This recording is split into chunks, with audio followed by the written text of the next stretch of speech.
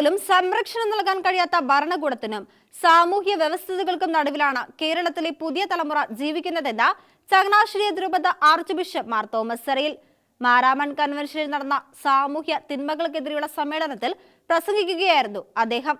ജീവിത സാഹചര്യങ്ങളും അരക്ഷിതാവസ്ഥയും കാരണം കേരളത്തിൽ സാമൂഹ്യ പ്രത്യാശ നഷ്ടപ്പെട്ടിരിക്കുകയാണെന്ന് മാർ തോമസ് സരയിൽ ചൂണ്ടിക്കാട്ടി. കാട്ടുപന്നിയിൽ നിന്നും തെരുവുനായ്ക്കളിൽ നിന്നും ജനങ്ങളെ സംരക്ഷിച്ചു നിർത്താൻ കഴിയാത്ത ഭരണകൂടങ്ങളാണ് നിലവിലുള്ളതെന്നും മനുഷ്യനെ ആക്രമിക്കുന്ന വന്യമൃഗങ്ങളെ അമർച്ച ചെയ്യണമെങ്കിൽ കമ്മിറ്റികൾ കൂടണമെന്നിരിക്കെ മനുഷ്യനേക്കാൾ വില മൃഗത്തിനാണെന്ന് തോന്നിപ്പോവുകയാണെന്നും മാന്യമായ ജീവിത സാഹചര്യങ്ങൾ നമ്മുടെ നാട്ടിൽ ഉടലെടുക്കേണ്ടത് അനിവാര്യമാണെന്നും മാർ തോമസ് സരയിൽ വ്യക്തമാക്കി.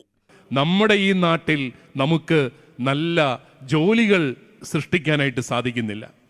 അങ്ങനെ സൃഷ്ടിക്കാൻ സാധിക്കണമെങ്കിൽ പ്രൈവറ്റ് മേഖലയൊക്കെ വളർത്തുന്ന ഒരു പ്രത്യയ ശാസ്ത്രം വേണം.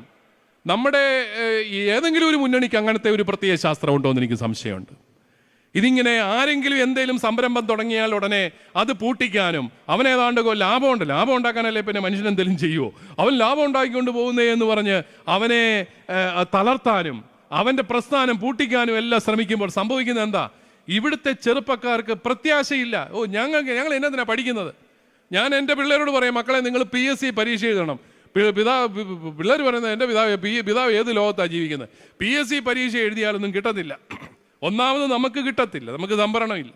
ഇനിയും കിട്ടിയാലോ അവൻ വിളിക്കുന്നത് നമ്മൾ ചാകാറാകുമ്പോഴായിരിക്കും അവൻ ജോലിക്ക് വിളിക്കുന്നത്. അതിനു മുമ്പ് അവന് വേണ്ടപ്പെട്ടവരെല്ലാം അവൻ എങ്ങനെയെങ്കിലുമൊക്കെ എടുക്കും. എന്തോ ഒരു വിശ്വാസമാണ് നമ്മുടെ ചെറുപ്പക്കാർക്ക് നമ്മുടെ ഈ സംവിധാനത്തിൽ. പിന്നെ എങ്ങനെയാണ് അവനിവിടെ നിൽക്കുന്നത്? കൃഷി ചെയ്യാമെന്ന് വെച്ചാൽ അവിടെ മുഴുവൻ കാട്ടുമൃഗങ്ങൾ. അതെ, ഇന്നലെയും കാട്ടാന കുത്തിക്കൊന്നു ഒരാളെ. നമ്മൾ കാട്ടാനകളിൽ നിന്നും കാട്ടുപന്നിയൊന്നും അല്ല, അത് ഈ റബ്ബർ തോട്ടത്തിലൊക്കെ പെറ്റി വരുന്ന പന്നികളാണ്. അതൊക്കെ നമ്മുടെ നാട്ടുപന്നികളാണ്. അതിൽ നിന്ന് പോലും മനുഷ്യനെ സംരക്ഷിക്കാൻ പറ്റാത്ത ഒരു സർക്കാർ എന്നൊക്കെ പറയുമ്പം അത് സങ്കടം വരും.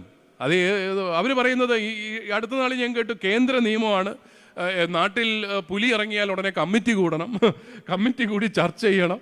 ചർച്ച ചെയ്യുമ്പം പുലി ഇറങ്ങി മനുഷ്യനെ കൊന്നാൽ അതും അടുത്ത കമ്മിറ്റി വെച്ച് ചർച്ച ചെയ്യണം. ഇങ്ങനെ ചർച്ച ചെയ്ത് നഷ്ടപരിഹാരം കൊടുക്കുക എന്നല്ലാതെ പുലി ഇറങ്ങാതിരിക്കാനുള്ള ഒരു മാർഗവും അവരുടെ കയ്യിലില്ല.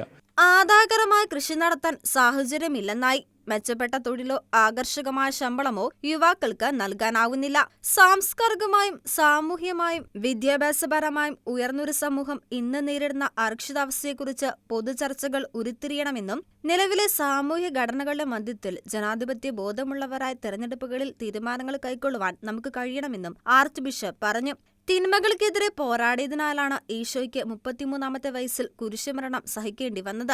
അനാചാരങ്ങൾക്കെതിരെ ശബ്ദമുയർത്തേണ്ടത് ക്രൈസ്തവ ധർമ്മമാണ്. ലോകത്തെ തന്നെ മാറ്റിമറിച്ച സുവിശേഷത്തിന്റെ വക്താക്കളാണ് വിശ്വാസികളെന്നും മാന്യമായ ജീവിത സാഹചര്യങ്ങൾ ഉണ്ടാവേണ്ടത് അനിവാര്യമാണെന്നും സാമൂഹ്യ അനീതികളോട് സന്ധി ചെയ്താൽ സുവിശേഷ വെളിച്ചത്തോട് നീതി പുലർത്താൻ സാധിക്കുകയില്ലെന്നും സ്ത്രീ പുരുഷ വ്യത്യാസമില്ലാതെ എല്ലാവർക്കും തുല്യത ഉറപ്പാക്കുമ്പോൾ മാത്രമേ തിന്മകളെ ഈ സമൂഹത്തിൽ നിന്ന് തുടച്ചു മാറ്റാൻ സാധിക്കുകയുള്ളൂവെന്നും അദ്ദേഹം പറഞ്ഞു. ഡോക്ടർ യുവാക്കീം മാർ കൂർലോസ് സവഗ്രൻ മിത്രാപ്പൊലീത്ത അധ്യക്ഷത വഹിച്ചു. മാർ തോമസ് സുവിശേഷ പ്രസംഗ സംഘം ലേഖക secretary professor Abraham P Mathew പ്രസ്താവന നടത്തി. Believers Eastern Church bishop Mathews Mar Silvanius പങ്കെടുത്തു.